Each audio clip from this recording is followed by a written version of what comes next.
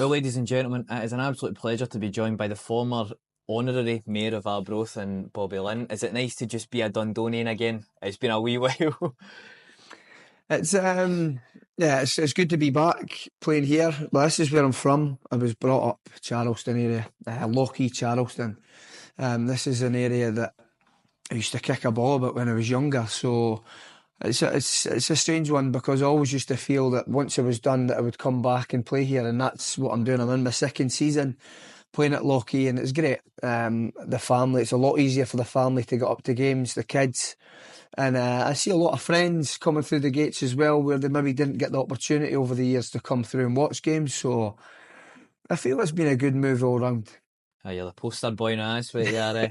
I'm not sure about that. Kerr Hasty at the club, he's the main man here. So, but no, and it's great to meet yourself, mate. Finally, it's a pleasure to be up here in Lochee. As I say, I've never ventured into these parts. Yeah. My uncle's a big fan of this place, so like I say, do you feel you've been able to enjoy your football a lot more now because it's minus all the stresses that the SPFL may have brought?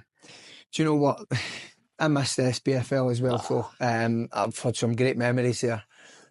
Some great teammates, managers. I've played, I think I was counting at 23 years senior, maybe 4 or 5 full-time and the rest part-time, and it's been a fair old slog in that time when you think about it. There's a lot of time and commitment that goes into that 23 year. And I came to a decision where my partner was pregnant, and we decided then, I've had the support over the years to be able to play at the level that I can.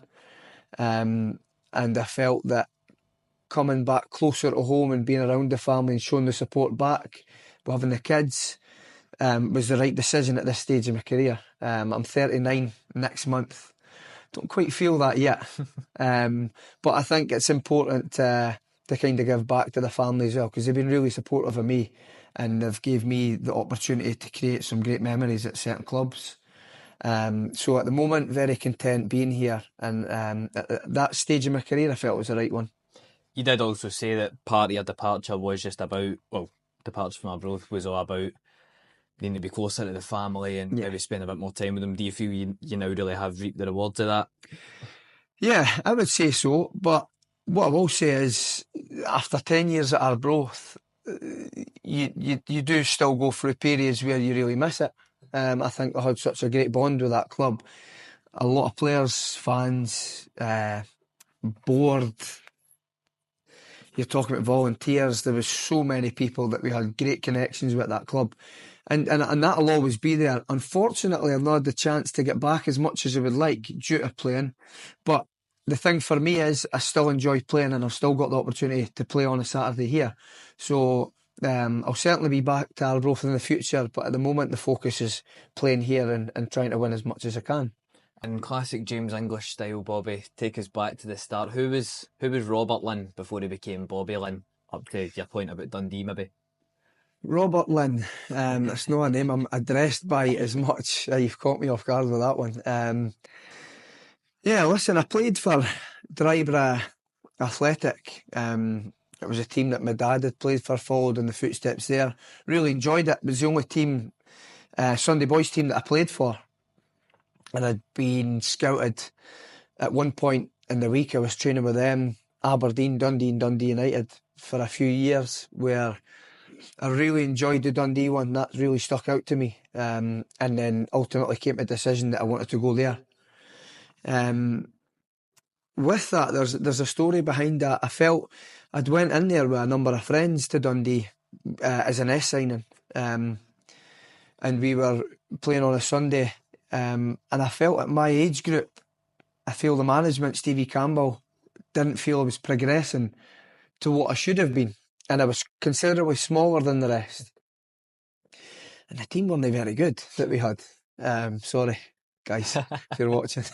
But we weren't very good at this Dundee team. And we used to wear the old Dundee strips, and I was always 25, Beto Carranza. And there was all these names. Maybe be too young, but I'm sure you'll remember that. The glory days of Dundee under Benetti. We used to get the old strips and play on a Sunday. That was it. So they should have invested in our team, but they didn't anyway. So what Stevie and that felt the best thing to do for me was to put me back a year. because of the size, the height, and probably wasn't progressing as well.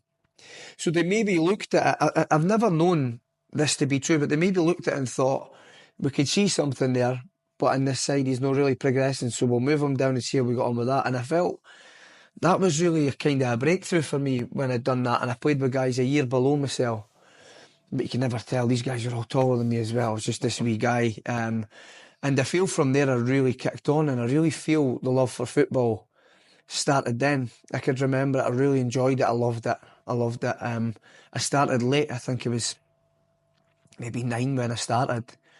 And it seemed natural, it did. But I think from there, when I played there, and I remember we played Dundee United, and there was a game I scored a hat-trick up at the Gussie Park, and the coach was cracking up because I was a year older, and he's like, you shouldn't be playing, and I'm doing this wee dance and a celebration and that, and it was just great. I just remember it so fondly, and from there I just kind of kicked on. And I remember leaving school early. They wanted me to come in at Christmas time, in which I did. And from there, that was a whirlwind. Within a year, I was into the first team at 17. So many emotions around that. Older, wiser now. 38, I could look back and say probably experiences in life beforehand, along with pressures at that time of going into first teams, played a part in stuff that kind of happened off the field. Right, so you were a bit of a maverick figure off the field? I would say so. I would say never really started drinking alcohol or anything like that until I started at Dundee. But now I'm older, I'm wiser, I could understand that something changed at some point. I could remember it. And looking back, something did change. I can't pinpoint in my mind when. Something changed. Probably got slack. Probably got lazy in a sense that I maybe thought that was me. Probably stopped working as hard. Maybe the hunger wasn't there as much. But I was young, and I had to take all this in at that age. And again, there's other kids, other people that I've played with that have been able to overcome that. Everybody's different. I feel now I'm old enough and I could understand it and understand more about myself. Really struggled at that stage in my career, in my life. And it's one that I look back fondly because there was the goal I scored against Hearts at 17. That was the quarterfinals of the CIS Cup against Craig Gordon. I think he's still trying to get down to that now. But the great memories. My brother, my mum were in the crowd that night. He's a big United fan. Seen where he was up celebrating that night. I've got friends, they're still Dundee fans that talk to me now about that. That was 2003.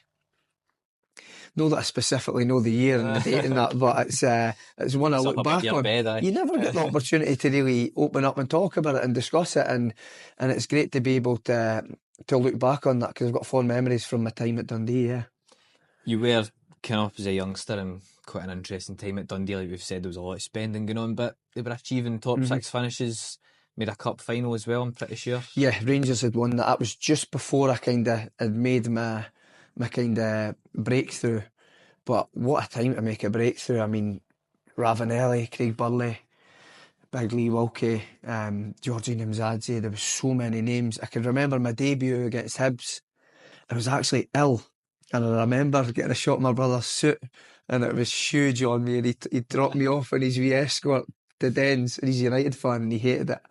Wearing his suit and the rover lapping onto my shoes, and I had to tuck the arms up, and I remember being ill, and I remember Duffy coming and telling the team, and it was, I'm sure it was Nacho Novo, Fabrizio Ravanelli, Bobby Linn as your front three, and instantly I can remember just panicking, and Barry Smith was beside me, and he says, relax, I'll get you through the game.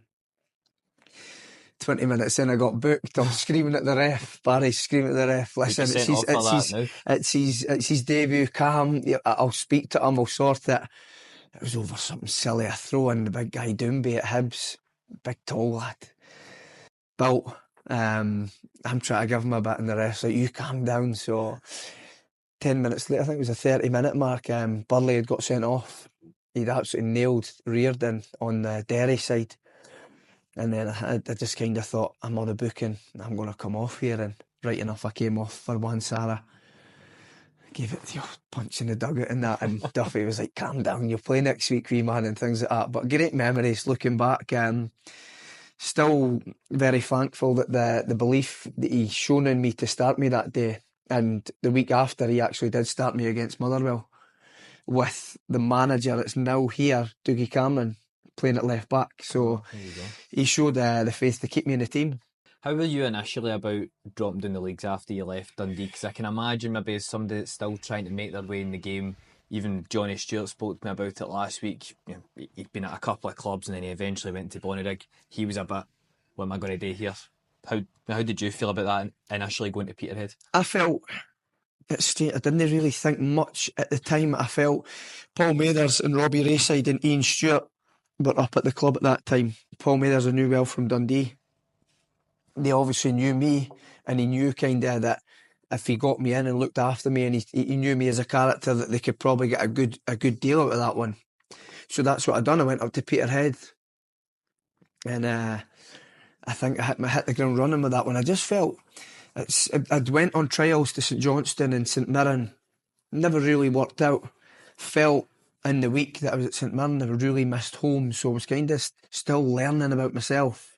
St Johnstone, in a dressing room with Alan McGregor, Paul Sheeran, Steve McConnell, great dressing room. They had a right good side as well. Sheeran ended up signing you, didn't he, as well? That's right. Thought I was quite unlucky not to sign there. If I got the opportunity, I probably would have.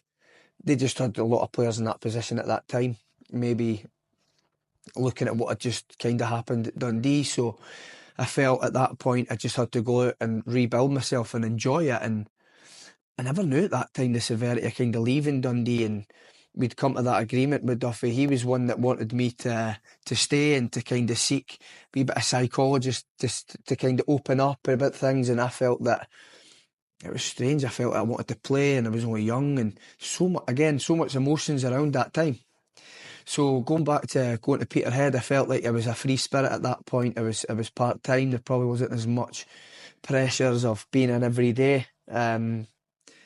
And I felt that one really, really worked for me. There was a lot of guys I played with that was from Dundee. We had a good side and an experienced side, and we went up the leagues with Gretna. They just eventually took away and pulled away from us. I think I was there for maybe a year and a half, 2 years possibly, and then made the move to Morton for Jim McInally. When they came in, that was such a strange experience to be playing with Peterhead. It was at New Year it happened. Steve Patterson went in and said, he pulled me in and says that there was a bid accepted, the 20,000 from Morton to sign me. And I thought, this is great, full time. I was working 6 months in B&Q. I was thinking, I'm going to leave my job, I'm going to go full time here, this is great. And he says, but the catch is, we play them today and you're playing, and while you're still under contract here, you're playing. And I felt it was a pretty poor decision from the manager. Put me on the spot a bit, maybe a bit bitter in that sense, because I told him at that point that I wanted to go. So that was a strange one, going 1-0 up against them. And then eventually they come out 2-1 winners. But the boys are running past me and they're going, I'll see them all, wee man, I'll see you next week. And that was a bit of a strange experience because I felt I was still young at that stage. But that happened that night, signed the deal that night, and then within 2 days I'm travelling down to Greenock with Jim McNally. You've not been back to the west of Scotland since as well. Hope we've not traumatised you that much. Well, the Port Glasgow, wow. My dad taught there, so I'm very well versed. That was an eye-opener. Me and Jim had travelled down and he's like, listen, I knew the boys from playing against them. I never knew them personally, but I'd always done pretty well down there. You knew the kind of reaction you got from supporters, and for somebody like Jim McNally to come in for you, that was just incredible for me, and it was a no-brainer. I felt I was ready at that stage, went in. I remember going into the digs and Peter Weatherson was in there, and I really hit it off with him straight off. A lower league legend as well, and really nice guy, and they looked after me down there. I really enjoyed it. Guys like Paul McGowan played, Jim Finlayson, Jim McAllister, Chris Miller. We had a good side, Dave McGregor. We had a really good side there, and won a league there as well. East Fife then was a club that you went in, and the way I kind of see your career went, you almost kind of down and then up. Yeah. Scored goals and then maybe down again and then back up and down. East Fife was one of the clubs, thankfully, which was one of your peaks. You scored goals there. Yeah. What do you think's been the consistent thing that all the clubs you've been successful at have done right for you? I think from what I learnt from Morton was went into a squad where they'd been successful, probably struggled to get into that team. Well, I did struggle, and eventually went out on loan to East Fife, and I felt from that move I learnt that you're going to need to work here. Your next move needs to be the right one for you. So what I'd done was I felt I got back to basics, went to East Fife, a couple of my pals were there, Dave Bakey was there, Dick Campbell again, the manager here was there, my pal Jonathan Smart. So we were able, there was a base of Dundee boys travelling from Dundee to East Fife, and I felt that was a club that I'd done really well. I felt I'd got settled. It was 4 years there. We won a league. I scored goals, and I did enjoy my time there. Although leaving, I kind of left on a sour note. I think the success we had and years afterwards wasn't as great. Players were leaving, and it probably didn't end the way probably it should have. I then went on to a junior club, Ballingery. That's probably why as well. A Fife club. Probably a crazy decision at the time, but I just went with it because my pals and that were all there. Was lucky to come back, to get back senior after that move. I was 27. It was I had the opportunity to go into Alloa. I'd met Paul Hartley twice. I had the chance to go into Wraith full time. Put me off with the Morton one. So there was definitely opportunities there. Arbroath had come in. There was definitely opportunities, but I chose to do that. And then 6 months in, I knew that I'd made a mistake. And that's when I spoke to Paul Sheeran. They tried to get me at Christmas, and the club had rejected. And I says, look, I'm happy to come and play under you. I know you. I feel you get the best out of me. And I signed a pre-contract, and that was when it started in Arbroath. It was initially a year's contract, wasn't it? And then about halfway through the season, you ended up getting another contract, an extension. That's brilliant from you. That's good research. You've done your homework, because I'll tell you what happened with that one. I signed a year. I think it was 4 or 5 months in, just before Christmas time. I was out with a family. We had family up from Manchester, up at the Weavers Mill in Dundee, and my phone goes, and it was a certain Richard Campbell from Forfar who phoned me and said he was interested, and said he'd been keeping an eye on me. They were a league above at that time. Would you come? Well, the way he words it, it's no, would you come? You're coming. So it's exactly. I come off the phone. I come off the phone and spoke to Paul and Stuart. I need to add Stuart in as well. He's great. I still keep in touch with Stuart. Great coach. Got a really good friendship with him. He's been trying to get me to Montrose for years, but there's no way I'm crossing the divide. I've made that public, so sorry, SB. So I told Paul Sheeran, I says, look, I'm really happy here. I don't want to go anywhere. I'm happy to phone him back. And he's like, right, well, I'll let you do that rather than me. Paul come back with better terms, 2-year deal, which was great at that time. See, mate, for me, and I was happy to sign that 2-year deal. I phoned Dick back, and I can't repeat what he says to me on the phone, but he hung up on me. And that was the start of the Linn Campbell love-hate relationship, I think. And then I signed a 2-year deal with Paul. Paul gave him all the talk. Great, wanted to play under, really enjoying it. And he leaves the club 6 months later to go to Aberdeen. So I'd managed to play a year with Paul. We actually got relegated. Really still can't understand that season, how we managed to get relegated. We had a really good side, but that's football, and I believe that was part of the story that was supposed to be at Arbroath for me. A lot of what Dick spoke about when we were discussing East Fife was a lot of the behind the scenes changes that happened at Arbroath that eventually compounded to that season, we'll say. What for you on the pitch under Dick, or even in the dressing room, was the thing that changed at that time? Well, Changed for what? For the manager in the club, or well, it was a couple of hard seasons, was it not? Like when you first came in, a few managers, and then eventually got going. So we'd had a couple of managers that we actually hired Alan Moore, and we actually done really well. We're top of the league, flying high. Him and Todd Lumsden, and then we started to go on a slide, and Alan Moore got sacked, which I was quite surprised at that time under the old chairman, because I felt we were losing games and we were losing the lead at the top, but I felt we still had enough, and I feel that sort of thing kind of dents you at that time, and you kind of then Todd Lumsden came in with Stephen Hislop, and then we got beaten in the playoff final at Queen's Park.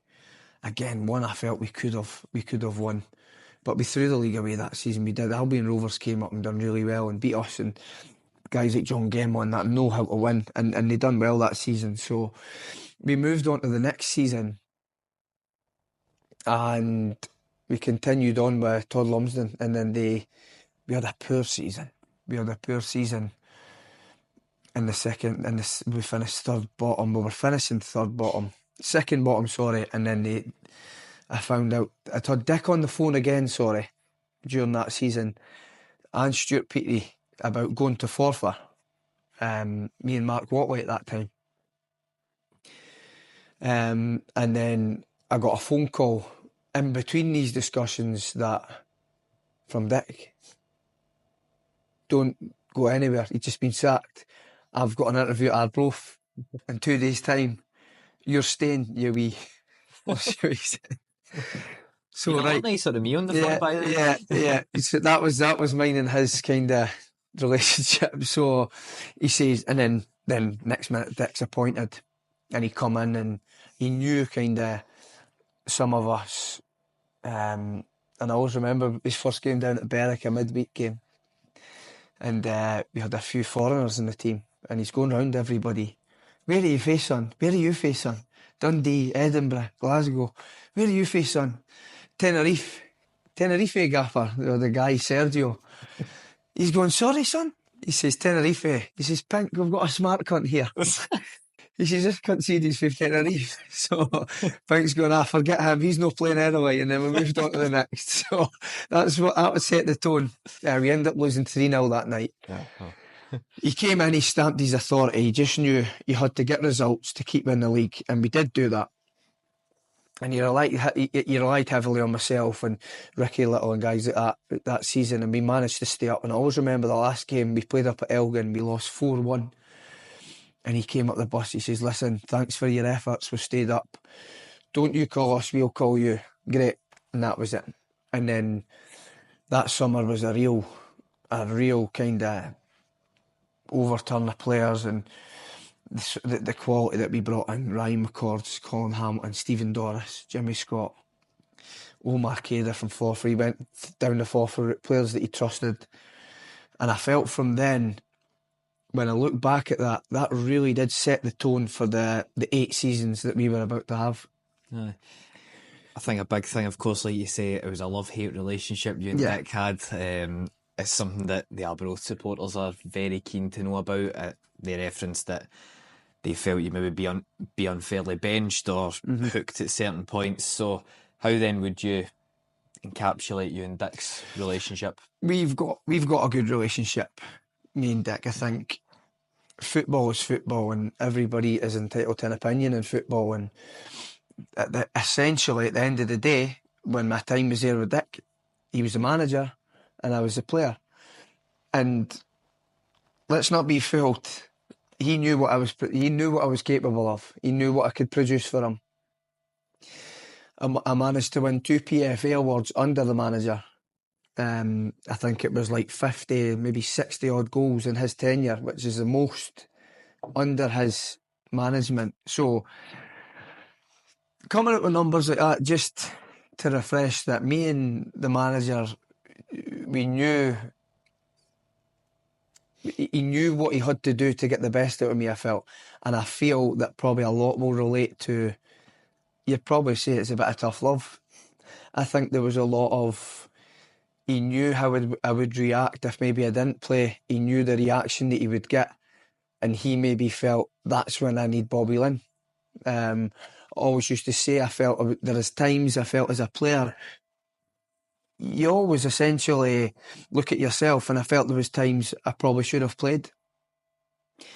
I felt there was definitely times I could have helped the team in certain seasons and certain games, and again it comes down to the manager picking you or not, but I feel the manager knew kind of again what I was capable of when he needed that. But away from it, we have a good relationship. We've been to Magaluf twice, told you. I'm able to FaceTime Dick if I wanted to, and we'd get a bit of friendly banter. Dick's somebody that I feel that I knew, that I understood. I think I'm the same. Again, every player's different, but I feel if he's honest, he definitely knew what I was capable of for him, and I'm sure that he'll have loved working with myself, because I feel I gave 110% under him. And again, I feel I actually played my best football under the manager. So it looks a strange one, I think, from the outside with that. And that's why I'm giving you the figures, because people might think that, oh, he just never played, but that wasn't the case. He had a lot of good seasons under the manager. He's not approached you for East Fife yet, has he? He has. Has he? He has. Wow. Yeah, he has. Twice. When they first went in, and then I spoke to Pink again, and he touched base about going in. But that for me at this stage is not something that I'm looking to do. I'm happy where I am. Did you ever get bored of all those PFA player awards and nominations? Because was there something about 10 seasons or something? Yeah, the guys always have a laugh about that. I think combined with East Fife, you're talking maybe 12.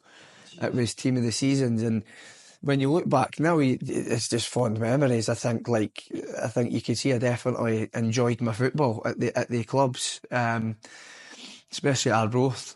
Under the manager, I feel I had a really successful time under him, and he definitely benefited to me, and so did the players, because you don't win anything without your teammates, and they definitely benefited me playing in that team. And they knew my strengths, and they certainly knew my weaknesses, and that was, you can't defend worth of nothing. So they just kind of left me up the pitch, and if I can do something up the pitch, and he was the same, if you'd produce that way, then we'll don't worry about it type thing.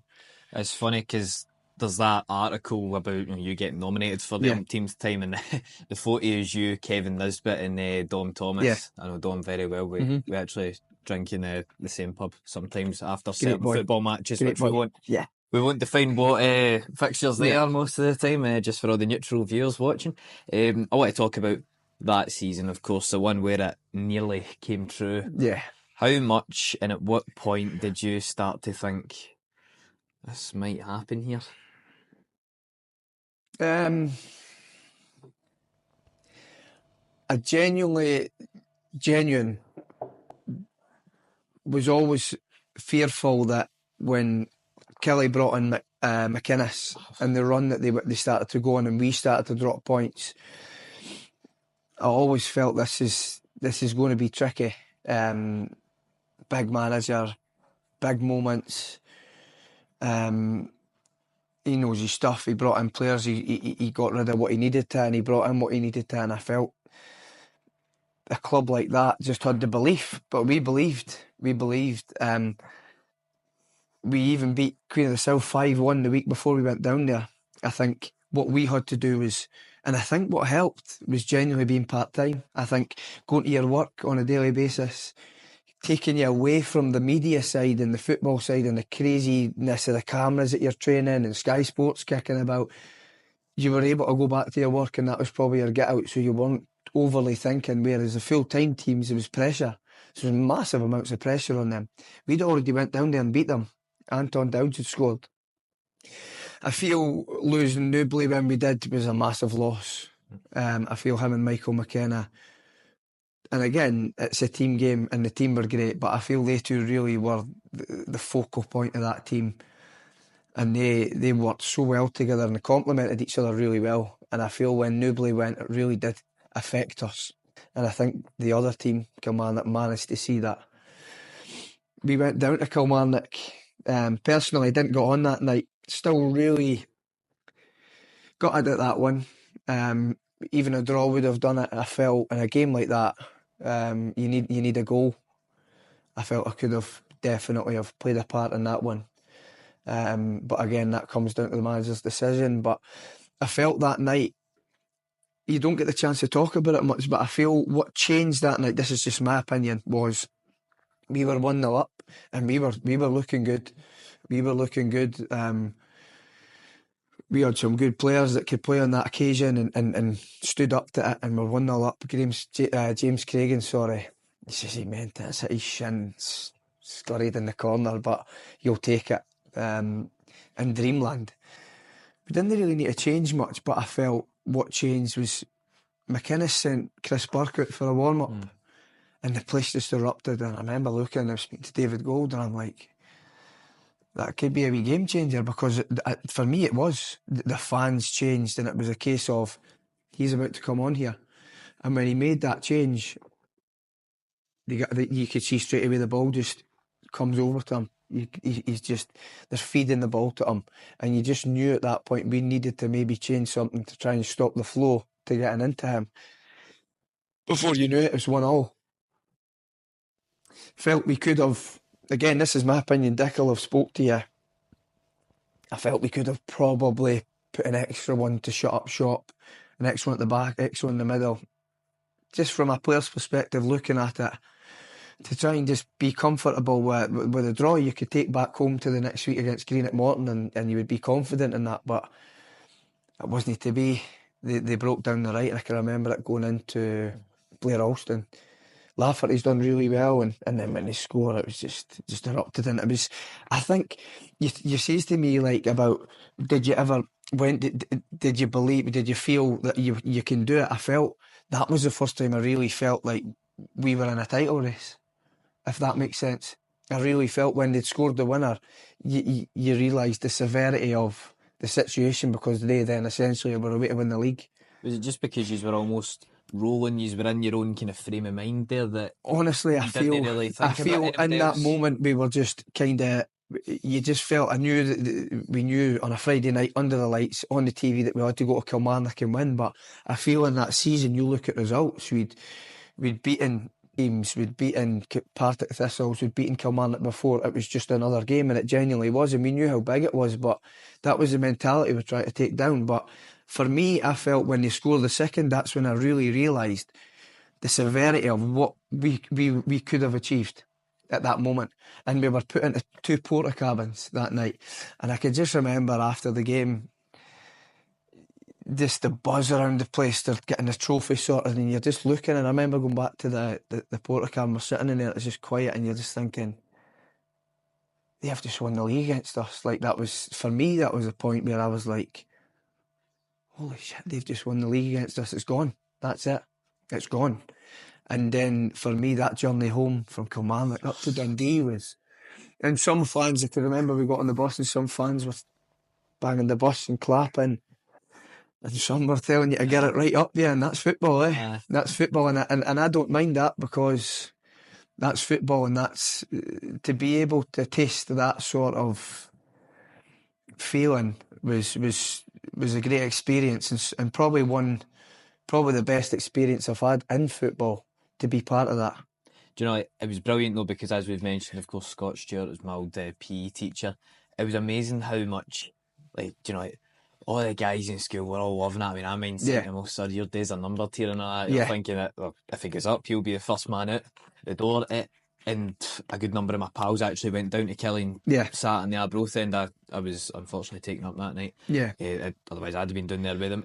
It was just amazing how this club, this wee part-time club, miles away from us down in Glasgow, you know, all Celtic supporters pretty much could have an effect on us. And then, honestly, mate, I totally feel that way, because I mean, watching it on my phone and just heart totally sank. It was... I think I think even now, what I learnt was the whole country got behind it. Like, I felt there was so much love for the club, and I feel It's one thing the manager used to say, and what you did notice was media and cameras and everybody wanted a piece of it because it was such a great story. But this is what I'm trying to explain to you.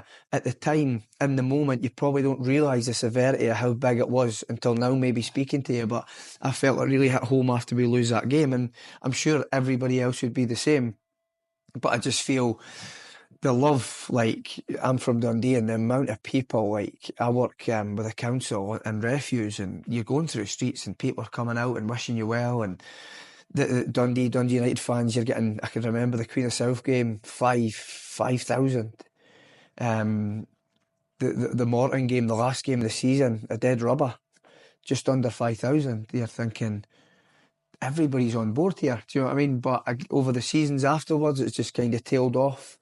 And I feel there's a real kind of hangover from that now, and it's like a proper reality check now at the club. And I wish the club well, and I hope that they can recover.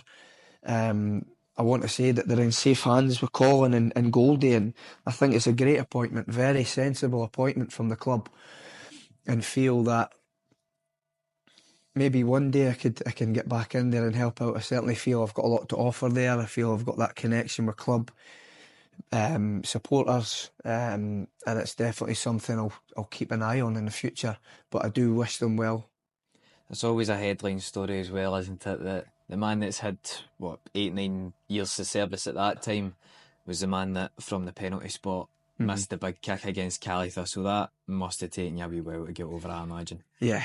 I thought that one was going to come up. Of course it was. I've believe it or not, I've missed, and I was counting this, I've missed 7 penalties at Arbroath over my time. So realistically, they shouldn't have let me take that penalty. But now I look back at it, that was a really tough weekend. Wow. I remember that night. Didn't get in the ground till about the back of 12, did they? It's not one of these stories like fabricating it. I genuinely just couldn't move afterwards. In the dressing room, I didn't have the urgency, the will to just get up and get changed and go home. And because again, I knew kind of what was at stake with that one, and I felt I wasn't ready to take the penalty. I was nervous. I felt nervous. I felt going up and taking that one. It's not even. I don't usually go to that side, and I went to that side. I changed it. I went to that side, and Ridger's another guy I played with. I missed the penalty. I've watched it back eventually on the TV, and it's almost like the commentary are shocked Bobby Linn misses the penalty. It's the last one you would think. Things, for me, in life happen for a reason. I feel it was just a wee kick up to say, right, what are you going to do? You need to react here. How are you going to react to this? I had another year left. How was I going to react? And I had a week off. I took a week off work. It was tough. I can remember my Instagram. This is when I was on social media, and all the wee Inverness fans are giving me pelters. What sort of penalty is that? I'm not even going to repeat what they're saying to me. Absolute pelters. Clicking on photos, and they're half the size of me. There must be 7 or 8, and I'm like, fuck this, I can't be bothered with this. So that's what comes with it. You put yourself in the firing line. Went up to take a penalty, never scored. Yeah, still lives with me. But felt in the season after I came back, I went away, I reset, I got fitter. I felt I needed to get sharper. I think everybody at the club would say that as well. I came back and hit the ground running again, and kind of got myself back in amongst the boys and enjoying it again. And that's massively important, isn't it? Do you think though then the fact that it was that tough for you and that you spent all that time in the change room, and even see this making you a wee bit emotional just thinking about it? Yeah. Do you know, think though that maybe on the bright side, that was the indicator for you that you'd done the right thing, pledging a decade of your life to that club? Yeah, again, like, it's whatever way you look at it, and in football there's a lot of opinions. You probably still get stick for missing the penalty. There's a couple of guys in work that give a wee laugh about missing the penalty. That's life. I just need to get on with it. I've had a lot of successful and great memories at the club. I've won 2 leagues. I've had a lot of personal accolades. But what we achieved as a team, and that's the manager included, the chairman Mike Caird, great, brilliant. massively changed the club when he come in with the ideas that he brought. I feel I need to give the Arbroath supporters a special mention. Wow, like people could maybe see it as a small Angus club. The biggest club in Angus, we'll say. We know that anyway. We know that anyway. So we know that anyway. We are the biggest club in Angus. We always will be. I enjoyed my time there. I loved an Angus derby. I think I scored in most of them. There's a few hat-tricks in there as well. So enjoyed that. But I feel the supporters just made me and my family so welcome. Again, we're not talking about Manchester United, Real Madrid here, but what is unique is what I had being from Dundee and going through there, and the club giving me a testimonial. I've got a Hall of Fame dinner coming up next month. I just feel that like the both of us just worked really well together, and it was a really good match. I miss it. I do get emotional at certain moments, but I feel it's been the most enjoyable playing time in my career. And there's been lows. You get lows in football. I've been relegated. It's the only club I've been relegated with. The penalty miss. What could have been if you scored that. I feel as a club, we really felt it that night. It was a real sore end to the season. And that was probably the season that we really needed to go up, because it was probably the peak of where the manager and the players were at the time. And again, just touching back on the players I played with, just a special mention to these guys. They were great. I only just met some of them through football. Ricky Little I met joining Arbroath, we signed the same day. We'd go on to say that he's a really close pal of mine now. We keep in touch, families. His wedding, I was at his wedding. And a real gentleman, really nice guy. And that's what football from there has brought to me, friendships and memories that'll last forever. Let's wind down with some more current affairs then. Yeah. Of course, we're here at Lochee United, as we've said. Yeah. You've got lofty ambitions. You maybe like a couple of wee cup runs, maybe even a push for the Highland League as well. What about this club that we maybe don't see from the outside makes you confident that you can succeed here? Yeah. Or that this club will all can succeed in years to come? I think what I've noticed coming here and playing in Dundee and in the junior leagues is there's real competition. You've got Broughty Athletic, you've got North End, then you've got us. There's a few other teams, but I feel that's the top three teams, and it's really competitive. And North End had won the league last season. We'd won the cup. So there's a bit of work to do. Coming here, I want to win leagues. I want to be successful. I'm sure the guys I play with are the same. I feel as a club we are starting to move. I feel like there's a lot of work that goes on behind the scenes to try to make it more professional. Match days, you wouldn't believe what this place is like. Even for a junior club, there's a lot of response, and it's a busy place. And I feel if you could create a nice and healthy environment for the club, then having players coming in and playing, it goes out onto the park. And you need to be, I think as a club, everybody needs to be on board to be successful. There's a lot of work that goes on. I've got a lot of friends here that work on both sides, players, management, boardroom, committee, and as I say, this is your first time here. It's got a kind of professional feel to it, and it won't be my last, don't worry. This they try to be professional, and the things like the Scottish Cup, they take pride in that. And we've got a Scottish Cup on Saturday away at East Stirling through the Falkirk Stadium to get into the game. So we take pride in that, and we want to be winning games to try and get a wee cup run, try and get the club on the map in the Senior Scottish Cup. So there's definitely ambition here. I've noticed that. I just feel we just need to continue to work. In football, you have many lows. So when you get the highs, you need to appreciate them and enjoy them. So right now we're currently playing in the league, and we're in every competition. So we've just got to continue to be positive and just give everything you can. I can't be publicly seen to knock back Pat Scullion, so I'm going to remain perfectly neutral for that one, Bobby. We've got a wee fun one here from the Arbroath supporters, because of course I consulted them before this. Yeah. Somebody would like to know your five-a-side team with the guys you played at Arbroath. That's not normally my style, but five-a-side team. What the fans want. Right, okay. The goalkeeper will have to be Gaston. What a goalie. What a goalkeeper. What a guy. Just such a nice guy. Great leader, great goalkeeper. Has got the biggest hands in the world. And yeah, he's one I've got a lot of respect for. He's definitely got to be in that team.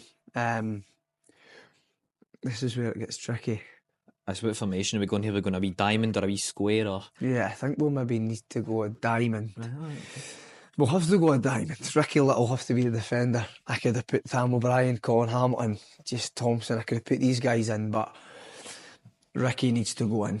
That's my mate, and we were there the time together, and he's got his testimonial and he deserves that, and he's somebody that as a player has just been unbelievable for the club. The appearances, the amount of headers won, the amount of balls cleared into the North Sea, he's got to be in there. So Ricky Little.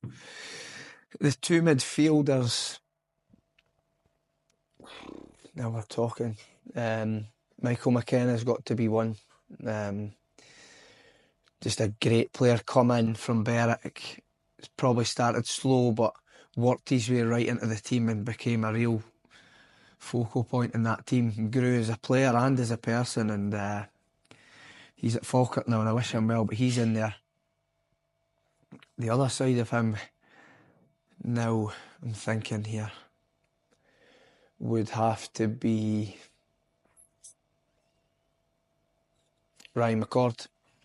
Ryan McCord, a good Dundee friend of mine. Ryan McCord, great player, had a great couple of seasons at the club. People are probably shocked at that one, but I think any Arbroath supporter will know how I've picked him. Just sheer class, quality player. And he's a top man as well, so he needs to be in there. And leading the attack would have to be Stephen Doris. I thought we were going to get a wee Bobby Linn there. But No, Stephen Doris. I'm not in it. I'll be the manager. I'll be the manager. The five-a-side team, my five-a-side team without me in it, was Stephen Doris. Absolute legend at the club. Three league titles. Just a great player. I wish he would have stayed on a bit longer. He was great to play with, even better guy. Some stories from Magaluf with him. An absolute madman after a few venoms, but a few of them were like that, to be fair. The gaffer as well, yeah. But I would have to say Stephen Doris. So we'd go Gaston, Ricky Little, McKenna, McCord and Stephen Doris. Well, I hope you're happy with that one, guys. Now, I have a wee usual question I like to ask everybody. Now, let's say we sit right here in a year's time and we come in for a round two and I say, Bobby, have you done a good job since last year? And you'll tell me, aye, Charlie, I have. What for you in a year's time from now, personally, professionally, whatever, is a good job for you? Well, you always try to be better every day, don't you? You try to be a better person. You try to bring an influence to wherever you work, the environment that you work in. I would like to say that we've won trophies here. I'd like to say we've come off the back end of a positive season. I would also like the guys up at Arbroath, Hammy and Goldie, to have succeeded there and kind of kept their position and the club do well this season, because at the moment they're in a position where obviously it won't be good enough in a year's time, so they need to obviously try and better that. So just all in all, I wish that myself and the two clubs can be in a better place within a year's time, and my son sleeps a bit better as well because he's not sleeping. He sat up on his PlayStation. He's 10 months. He's not got a PlayStation. Oh, sorry, I thought you were my 10-year-old son. No, my son. So hopefully in a year's time he manages to get to sleep. So well, it's been lovely to come up and make my junior football debut. It's something I'm looking to get into a wee bit more, just because ultimately the world of Scottish football is so wide and expansive. It's probably been our most Diary of a CEO style podcast. This one had a couple of emotional moments in there talking about it. But as we were saying before, it's not as if we're sat across the table from each other and I'm staring you down and giving you all these really deep questions. Quite laid back, Listen, Bobby, it's been an absolute pleasure. Thanks very much for having me up here at Lochee. As I said, it's my first time and I certainly hope it will not be my last, mate. No, I appreciate you coming up. Very much.